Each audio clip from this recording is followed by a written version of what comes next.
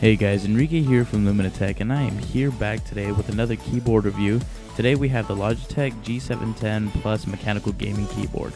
So for $90, is this keyboard worth it?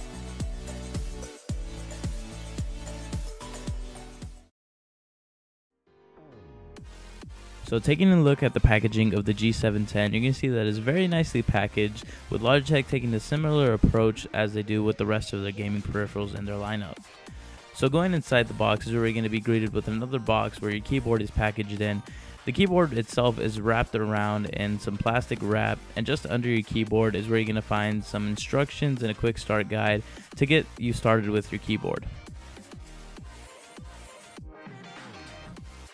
Alright, so taking a look at the G710's features, at the top right is where we're going to see a scroll wheel where you can control the volume up and down. To the left of that is a mute toggle button. And to the top left of the keyboard is a profile button switcher, and to the right of that is a Windows lock button, and just to the right of that is an individual backlighting set for your WASD keys and the full keyboard itself.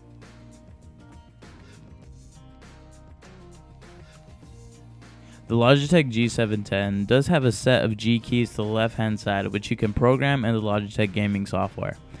The keyboard does also come with a wrist rest, which is always nice to see with a gaming keyboard.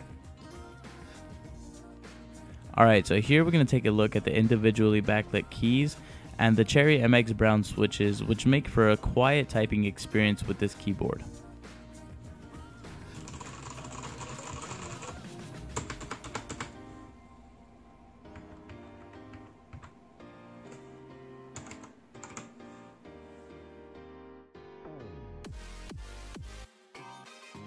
So after just spending 2 days with this keyboard, I have to say it is a very solid keyboard with a lot of added functionality to enhance your typing experience.